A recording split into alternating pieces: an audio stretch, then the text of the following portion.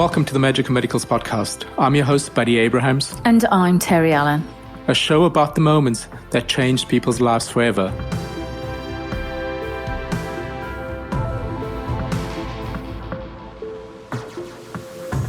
Hello, everyone. Welcome to the Magical Medicals podcast. And today we have Joda Mueller, a really good friend of us. Joda is an artist, an entrepreneur, a spiritual adventurer, originally from Cleveland, Ohio, but born in New York City. Joda, welcome. And thank you for taking the time to speak to us today. Thank you for having me. And I'll mention that this will also be broadcast on my podcast as well, which is called Life is Art.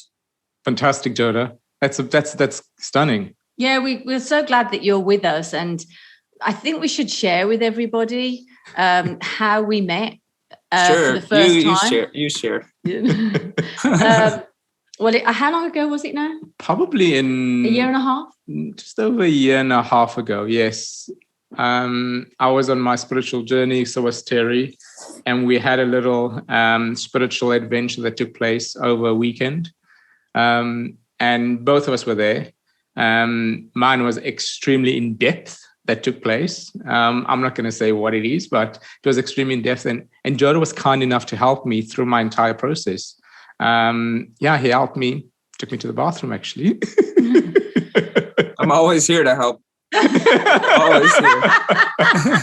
Let's just say we got to know each other really quickly and really well.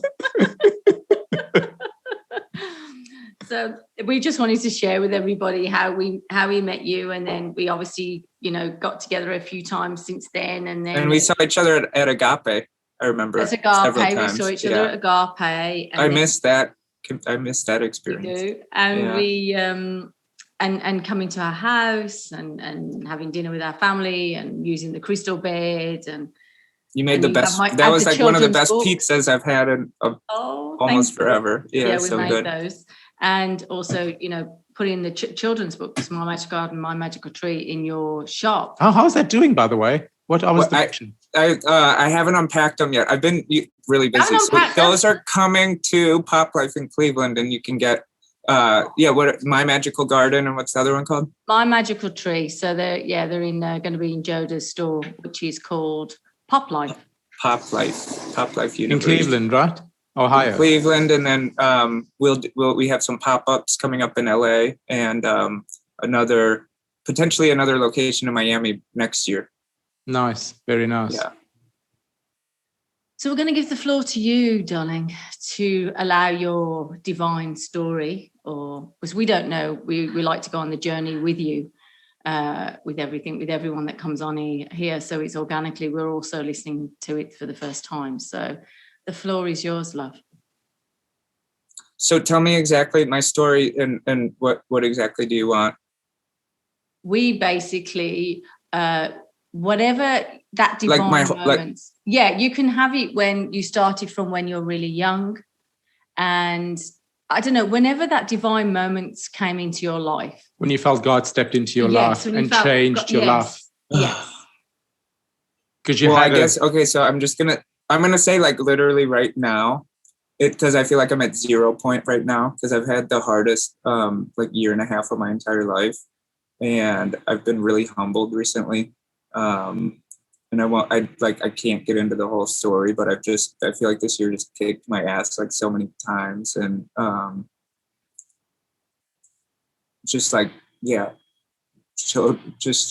showed me my whole self. And my divorce was really hard. I talked to you guys about that.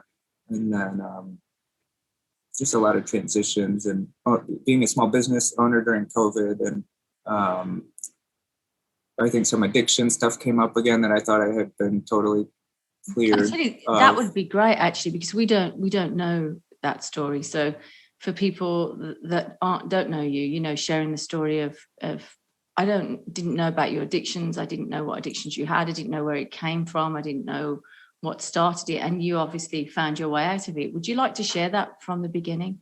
Yeah, I guess that's a good story to tell, because it's still like unfolding, because I feel like I have so much to share with people. I just have never felt like I fit into this world. And so I've always felt sort of at odds with it. And I always felt like a sort of an alien here. And was that when you were very young? Very young, yeah. Just always, ever since I can remember, I just felt very different. And for a long time, that made me feel like there was something wrong with me. And so I think I was self-medicating that, and then going to like just being gay, and that, being born in the 80s, it's like way different now. And going to all boys school, and just hiding myself. So I was self-medicating with drugs. I got into heroin by the time I was 18. And then luckily I was able to stop by the time I was like 21. So I was really lucky because I lost several friends to opiates. And so I'm passionate about helping people with drug addiction. And then the interesting thing is that I had was just sort of living this more centered, just clean lifestyle. And then I came down with a chronic illness, which was Lyme disease, which I think I talked to you guys about at some point. And that's a whole, that we could talk like for so long just about that, but it's a chronic illness. And I felt lost because I saw so many different doctors. And that finally led me to like plant medicine and to Colombia to work with this shaman who serves ayahuasca. And that was like at first a little bit at odds with my recovery from drugs. Although I had been, once I came out and I had dealt with a lot of my personal emotional issues, the cravings for drugs like weren't there for me. So I feel like I'm lucky because I feel like some people don't know what they're running away from, and I was able to identify those things and sort of come through it. But did that change for you after you did the ayahuasca when you went to do those ceremonies? Well, did it shift for you then? Yeah, because I saw that it would heal my health issues, and so it gave me like this new perspective on plant medicines. And then I would credit Yahe and with really healing me from Lyme, or just like showing me how to heal myself, because I had so many insights and so much just healing from it. It took a couple years, but it was something that I had struggled with for 7 years. So, and then and now my health is much better. And then COVID came and really shook me up. And then I probably took the plant medicines a little too far with like the mushrooms. And so now I'm taking a break from everything, which is good. So everything just comes full circle. And I feel like it's a nuanced conversation. It's not black or white. And I think we need to start talking about it. There's so much shame and addiction and drugs. And at that time when you were, under the influence, did you feel a disconnect, or did you always have that spiritual side of your life? Did you ever pray? Did you ever use? I always had the spiritual side. I always prayed. I always believed in God. I even had I really had my angels team with me when I was a little kid. I had my imaginary friends, but I always knew they were real. And did you find that while you were doing, the substance, which was obviously numbing an emotion that was stuck within inside of you, did you still use your spiritual connection then, or was it just you felt disconnected? Because you were helped through the, well, one, I think getting the Lyme's disease probably woke you up to then try another path. And I was sort of like I had always been healthy before the Lyme disease, so I just sort of didn't think of, and I didn't have a super healthy diet or anything, and so I just trusted doctors. The Lyme disease woke me up. It's really uncomfortable to wake up and realize that our medical system is not actually set up to heal us. It's so disturbing and dark, and it makes me so angry. So with the suppression of this emotion that you had while you started taking some substance, what do you think the emotion was? The emotion was that you didn't feel you could fit into society today? Or do you feel that there was what was the emotion that you think that you actually had to deal with? Yeah, I think it's not like one thing, but yeah, I think that's what you just mentioned is a big part of it, wanting to fit in. And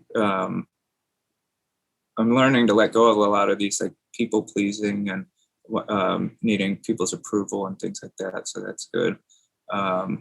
But someone said to me,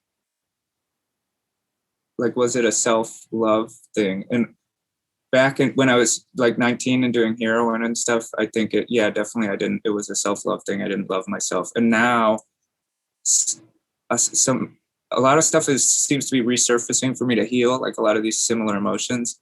And now I love myself, but I don't love the world we live in. I'm very disturbed by the world we live in, and it makes me really sad and angry. You know, especially this last year has been really challenging for me. I think the last year has been challenging for a lot of people, but I think if we take it from a more of a positive point of view, it allowed us to go within. Yeah. Every single one of us to go within, to understand in terms of who we are, where do we come from, and what do we want and what we don't want anymore. It allowed us to take that pause to be able to look at ourselves from a more, not just in terms from an outer experience, but more from an inner experience, and to be able to adapt and saying, fine, how do I want to be able to make myself probably love myself more be more happy, instead of going out and buying something or trying to fill something out that is not there. Because I think it's how we can contribute as correct. well. What will we contributing? We all seem to be on fast forward. We all seem to be running around, and it gave us a time to pause. Even like you said, it was a stressful moment at the beginning because I don't think anyone understood quite what was going on, and we only thought it was just for a few weeks. And I think, but it gave us all time to just stop and pause and think about what is our calling in this life. What are we called to do? We're not just called, are we, to like Buddy said, to shop, to just hang out, to drink, to just have dinners, to, you know, it's a more bigger purpose here. And what we were doing to Mother Nature, what are we doing to our planet? What are we doing to one another? But also to get back to our connection in terms of who we really are and what do we connect to. We were a little bit, you know, I felt. I agree. I think for me, it just stripped so much away from me. I was like, this is so uncomfortable, but it is. I do see the silver lining for sure. And I just said someone yesterday that it was like the worst and the best year of my life. And I think a lot of people share that sentiment.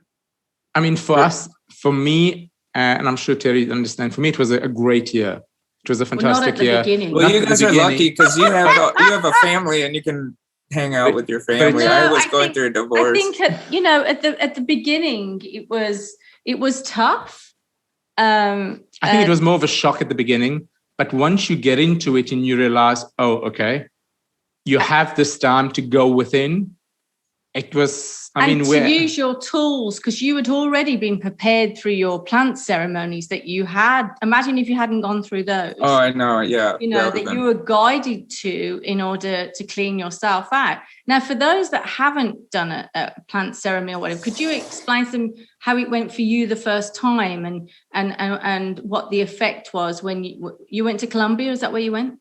Well, I went to Rhythmia in Costa Rica first. And so Rhythmia, yeah. Have you heard of it? Yeah. Jerry. It's a good place if you're like want it to be feel like a hotel type of experience. If you're like a little more high maintenance and don't want to go into the jungle. But my first time was really beautiful because it was a nice gentle medicine from Peru, and so it was just sort of like visual, beautiful healing, like the feeling, like emotional healing, and you both have experienced yahe, and that's more of a purgative. So that's what you drink on the third night at Rhythmia. At Rhythmia, it's in Costa Rica. People can Google it. I would highly recommend it. It helped me a lot. But the yahe is not comfortable. It's not necessarily like you can have beautiful visions, but that's not the point of it. It's to clean you out. So you have diarrhea, you puke, sometimes like many times in a night. But for me, I could feel that this was it was a medicine because I was looking for physical healing, and I could feel that it was gonna detoxify me and help me. So I just identified it, and then I sought it out, even though it's like probably the least comfortable. It's probably the most uncomfortable form of ayahuasca that I've ever tried. And what happened to you after the ayahuasca when you finished? Well, What the first time I drank Yahe was the most painful night of my life because I was puking all night. That had never happened to me before. I just was like, why would I pay money to do this? This is so terrible. But then I noticed that the effect in my health and mental health the following days and weeks. So then I decided to keep going back. I went to Colombia about twice a year for the last 4 years or 5 years until last year. Not being able to go was like pretty hard because then it becomes that you're really good friends and community as well. But at the time that who brought the plant medicine into your life? Was it a friend? Did someone tell you about it? Did you my friend for guidance? Did you pray for help? Or I had heard about it, but I just had thought like I had done the Kundalini yoga teacher training, and they were like they're very anti like any plant medicines or anything. I think because he came over in the 60s, and so he was just trying to get everyone off drugs at that point, Yogi Bhajan. But yeah, so I just was like, I don't need it. That's not my thing. But and then at least I had a reference point for when my health was not good. I had heard about it, and then I saw a documentary called "The Reality of Truth," and they highlighted rhythmia in there. And yeah, so I saw that. And that was at a point where I was so desperate. I had already spent a lot of money and seeing all these different doctors for Lyme, and so I was just willing to try anything. But how are you now, in terms of from an emotional point of view? How do you feel within yourself? If from an emotional point of view, yeah, and spiritually, let's have it all. I feel like it's funny because I feel like pretty advanced, and I also feel like a mess right now because, like I said, I'm at my 0 point. Like yeah, I don't know. I'm very aware, like I'm very self-aware, but then I just keep. I've made some decisions recently where I'm like, how, like, what are you doing? It's just been a lot of, it's been a humbling year, but I feel like I'm like at this point where I am very clear about like what I'm manifesting and what I'm doing. And I'm proud about the trajectory, but I have to start getting really serious. And that's why I'm taking a break from all the plant medicines. And like I was smoking too much weed, and I had sort of just let everything. I had stopped really exercising because of COVID. With COVID, and like you said, like we thought it was going to be like 2 weeks. So I just had sort of let myself go a little bit. But then at a certain point, I have to not let myself go anymore because it's now been like 18 months. So your connection with source, your connection with the higher being, what's your connection now with? Do you still have that connection where on a daily basis you ask for guidance, you ask for help, you ask for how can you be helped? How does that work now? Like pretty much all the time, because if I don't do that, then I end up if I don't check in with God, I make really bad decisions. So it's like I feel like I'm in constant prayer almost.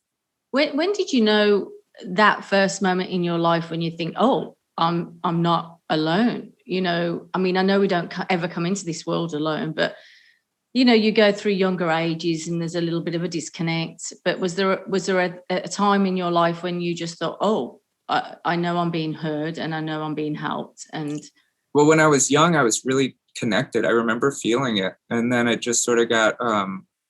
I guess I felt like I was sort of taught to not to question those feelings and not believe in it. But I had like my friend Widaba, which was like my best friend, but he's like my angel.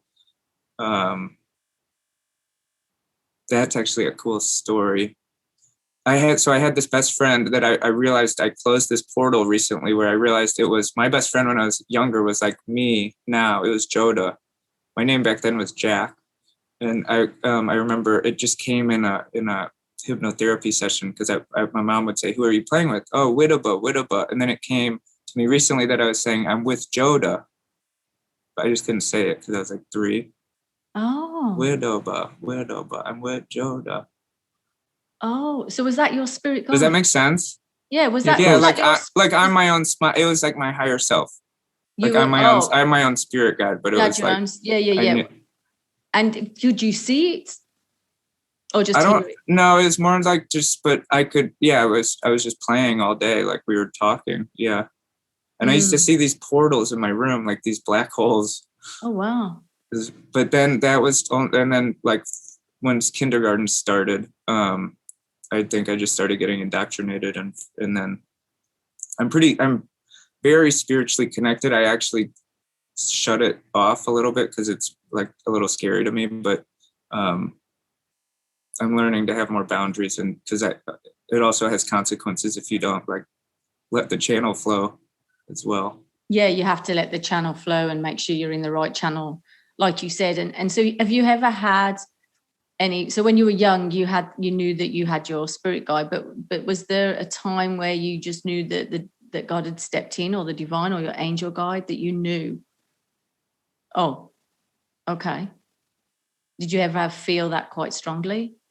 I do often, I feel. Was there your first time that you knew, like, I remember my first time, and then it stays with Oh, you. well, okay. I know what it was. It happened over a small period of time, but my number is 923. That's like my most special angel number because it's so specific, Why is that 923? Why is that? Well, I don't know, but it was given to me by God, I believe. And so, because my mom would always tuck me in at 923, but it was not intentional. I just noticed it when I was like in second grade. And so after like it happened a few times, and I said, Mom, why do you always tuck me in at 923? And she said it was not her plan. It just must be a coincidence. And then we just both started noticing it all the time. Like, so much so that I don't believe in coincidences anymore. And so that was like became our thing. And I think my mom and I have been really good spiritual growth buddies. Like we kind of help each other up the ladder. And what does 923 in the angel world? Do you know what that means? 923. No, I know for me, it's like, I'll know if I see it, what it means for me, but I don't know what it, like, I don't know. Okay. So it's you know what I mean? It's like an intuitive, it's like a compass. I get what you mean. So when it gives you 923, what does it say to you, do you feel? Well, you have to really check in, because sometimes it depends how it's, notice God is like tricky. And so you have, like, it could really mean you're right on the right track, but it could mean, hey, like, watch out for something. Oh, so it's like, it's just saying, it's just sort of like saying that, like, check in. Right. I think is the message. Yeah. Right. So if you add 923, it adds up to 5. Oh. 5 means change. Yeah. So there's constant change around you. I know, it's so uncomfortable. Yeah, there's constant change around you, but also 9 is also end of a cycle. Yeah. So it could be a level of, if you add up the 9 plus the 2 and the 5, it comes up to 5. But if you add up the 923, it's 14, which comes up to 5 as well, which means it's end of a cycle. It's a change that's coming through. It's telling just to kind of wake up. Something is about to happen. So it kind of gives you that bit of a, oh, hold on, stop, look, and see what's around you, what's going on. Well, yeah. Yeah. And we're entering into the 5th dimension. Yes. There you go. No, yeah, I'm really in a big point of like assessing what's going on right now. And I feel clear about where I need to go. And I've definitely like have to make some adjustments, but I'm getting there. I'm excited. There's definitely a level of energy on the planet at the moment, which very much you need to be aware, you need to be awake, and you need to be mindful to what's going on around you at this point in time. At least that's for me. Me too. Yeah. I kind of have to have that feeling of like, I have to always check in. I check in with myself more often than I used to be honest with you. Yeah. Yeah. And just to be more aware of, okay, what is this? Is this mine? Is this not mine? Whose is this? What do I have to deal with? So it's becoming more apparent that we are moving into a dimension that is much more awareness driven. And you kind of have to be more alert to what's going on, but also it gives you a good understanding if it's yours, if it's not yours. And I think also being very authentic with really what you want and who you are and who you want to be with, and honoring yourself, which I know that's what I'm learning. That's Yeah. that's the one that we've been through. I mean, we've always been authentic, but still you do things sometimes because you think you should, or you just And that you get can't upset them. so don't you always, like, now it's really in your face, in your face. the lessons that you're going to learn if you Correct. don't honor There's a level yourself. of truth. There's a level of authenticity. There's a level of You being can real. feel the energy. You can feel the energy. You can feel the alignment when you're connecting with Correct. somebody. And if it's not, then it's just not. It's not that it's negative. You just got to learn to move away and honor Yeah. yourself. Yeah, honor yourself and not stay there because it's going to upset other people. But you can feel it. It's very apparent if you sit with someone and the person is not real or authentic. You can feel that straight away. The energy just shifts. I know. These are really intense energies recently, for me at least. I think for everybody, and I just think it's grounding. And like you said, I think it's great that you've cut back on all your little stimulants, well, let's say, and because it's then allowing you to be very aware and very grounded. You know, we've all got our stimulants in every way, whether it's coffee or chocolate or anything really. But I know, I love them all. Oh my God. Yeah, chocolate. I love them Now, all. I'm like, where's my chocolate? with the chocolate. Yeah, I'm the chocolate. I have not, I love that. So that won't be going anywhere. But I agree. It's like really, cleansing your mind, your body, your spirituality, everything into that alignment of that higher vibration that you just mentioned. Now, when you did your plant ceremonies, have you ever had your angel guide or the divine or someone speak to you when you've had your vision there? Well, I just get so much insight. So I've never had some people have audible visions or where they can actually hear with their ears. That never happens to me. For me, it's just like this knowing feeling. Right. That it's cool because now that I've accessed it in a ceremony setting like that, I can really access it without, using any substances or plants or you just meditate. If you get really still, you can access that your higher self, and we know a lot more than we think we do. I know, yes, 100%. We are our own navigation. We've got our navigation system within ourselves. So you sometimes don't need a substance to be able to do that. You can I think at the beginning, though, the ceremonies, because we did ours, but I think it just, I did one, but it's just like, how can I explain it? It's like you just get that knowing and that vision, like, oh yeah, I know where I'm from now. Yeah. Do you understand what I'm saying? Yeah, oh yeah, totally. It just clicks you like, back in, this is what I'm capable of. This is my energy. These are the different dimensions. This is what's going on. I highly recommend it for people who are open to trying. I agree. For the first time, I agree with you on that. I think it's is a very powerful, I mean, God bless, I had a beautiful experience, but it is a very powerful experience. And I will say it's probably not for everyone. It's only for people who feel called to do it, because there's been some people family members, I want everyone in my family to do it, but they don't want to, so it wouldn't benefit them. So I agree. It called us. Yes. And I found it through Jerry's film on Jerry's site. But for me, it called us, and it was something I would never have done. But it was a very profound experience of connecting. I mean, I was always connected, but there was just something, I think, with the energy of the plants, with the energy of the trees that are so powerful and full of knowledge and wisdom that they carry, that you're drinking.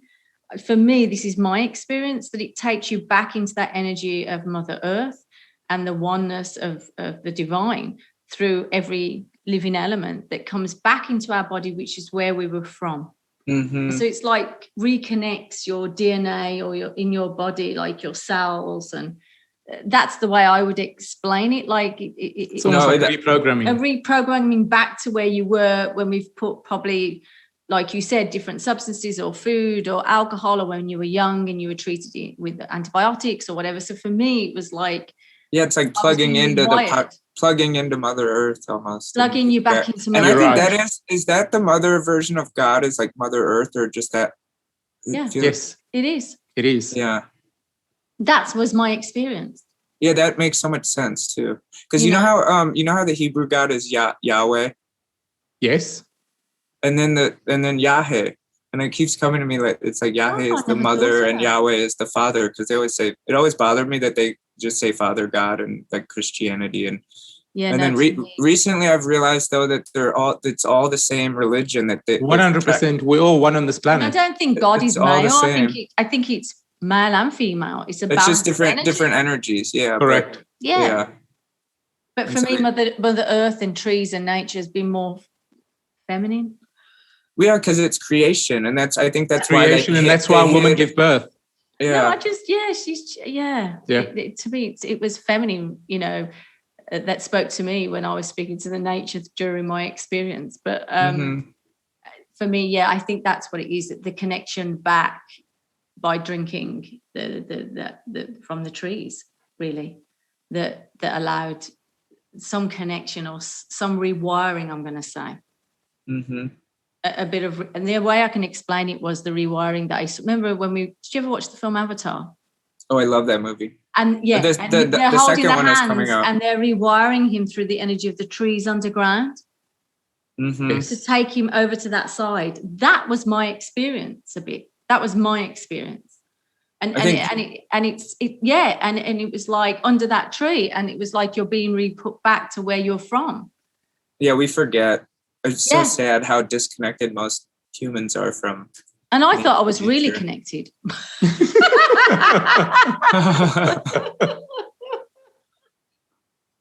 No, So it's amazing. yeah, no, I did. It was like, so it was just, but from a very natural source, I think. So I think I agree with you, and yeah, people should look up Rhythmia because it looks beautiful.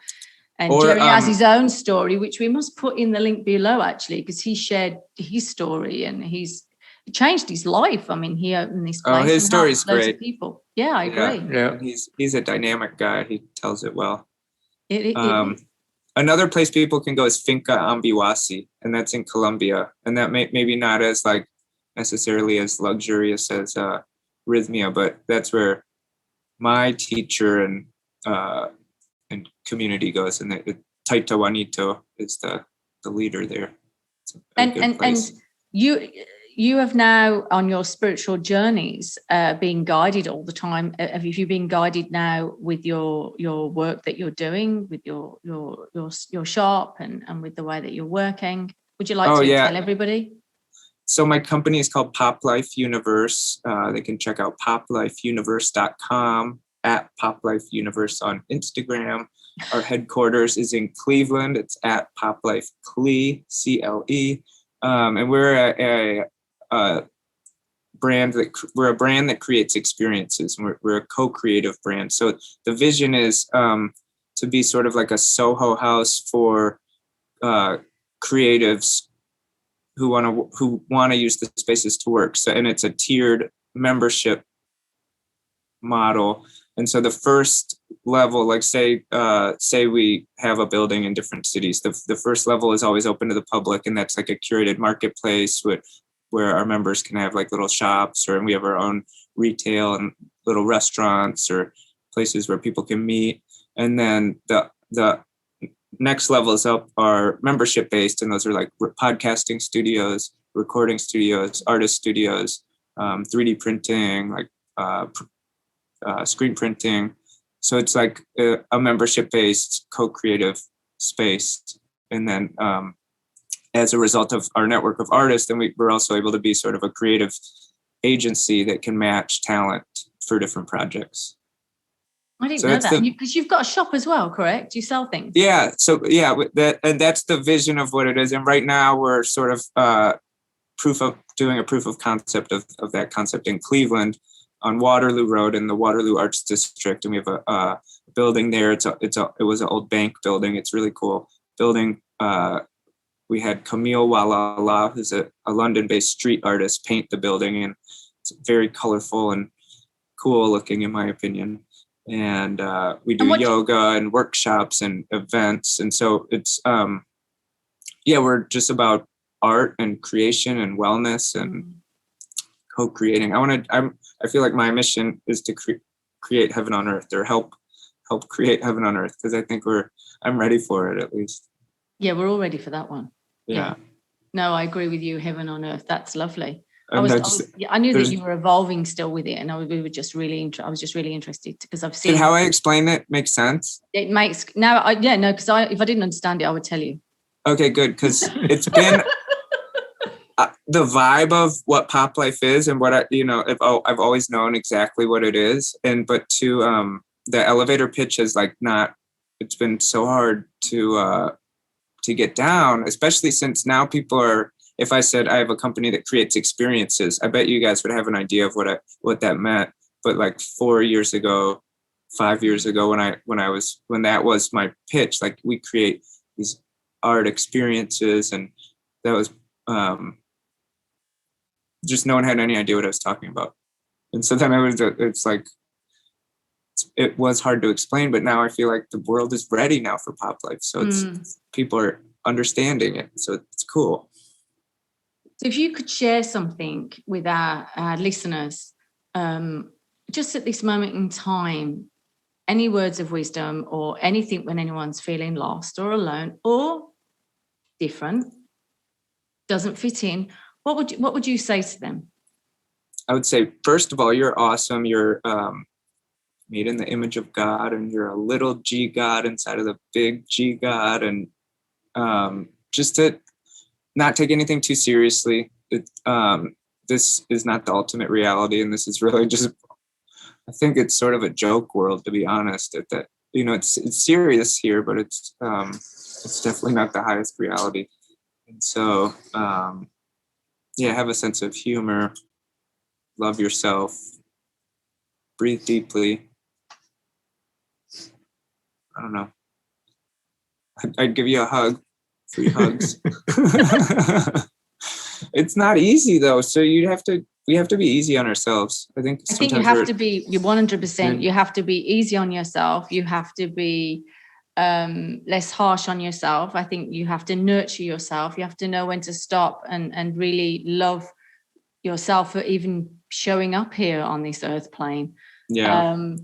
Find community, because that's really important. Even if it's now that we have the internet, I mean, you can find, even if it's online community, it's really important to have people you can talk to and be real 100%. With and be yourself, because it's really important. It's way better to be yourself and only have a couple friends than be fake and have seemingly hundreds of friends. I mean, I used to be the biggest people pleaser, and I wanted everyone to love me, and I wanted to be so popular, but then it's like you're so depressed because you're not being authentic. You're correct. Yeah, 100% correct. 100%. And I think it's nice that I think during last year, through the pandemic, lots of these places opened up for people online and made friends, and they're still a part, whether it was like last week, we had Terry Miles from A Course in Miracles from Agape. She's got her community going. We've got our community going. We have our meditations as well once a week, and you've got your community going. So there's lots of people are having those small communities, but helping one another. And that's, if we all helped each other, then the world would be a so much better place. I know. And not be separate from one another, that we help our brothers and sisters around the world that need it, and know that they can always go there and feel safe and feel loved, and they can just be themselves. I think that's the most important thing. And I love that you said that about the different communities, because I feel like that is the shift, is that we're all building these small communities, and then we're bridging. And so it's bridging, but small pockets everywhere, and that's okay. That's good. And so I think there will be like I think it's really turning over. I mean, I like to believe it. No, so it's not happening. This shift isn't happening as fast as I would like it to, but I know what you mean. I think we're all together, so sometimes we have to wait. I know, and but I do see evidence of. I'm just so impatient. I have so many lessons to learn this lifetime. Is there anything you would like to finish off with? Anything you'd like to add before? I think what's interesting is that you have to be authentic. You have to be real. You have to be you. That's extremely important. And you can only be that if you take time by understanding yourself and having the patience with yourself, and just being you, which is extremely important. Or finding a place where you can allow you to be allow you. yourself to hear it and be held, and without judgment, without where you can just be yourself, and that's okay. Because we're all different, but we're all unique at the same time, and we're all one on this planet. We're all one. Well, this has been a really nice conversation, and I want to see you guys in person again, and maybe have pizza again someday. Maybe, please. Yeah, no, you're welcome. And then I want to do another podcast, because I have a bunch of questions I want to ask you, Terry, about your book and the crystal bed, and I feel like we'll have to do this maybe a couple times a year. No problem. I'd love to come on yours, darling. Yeah. Thank you, Joda. It's so nice. It's so nice to have you back in Los Angeles. Yeah. And we'll see you soon. And thank you, darling. We got you in the end. I know. Thank it's you, Joda. Perfect. Yeah. Thank you. Love you guys. Thank you so much. Love you and too. Feel free to reach out to us at info@themagicalmedicalspodcast.com. That's info@themagicalmedicalspodcast.com. Thank you so much for listening. Thank you.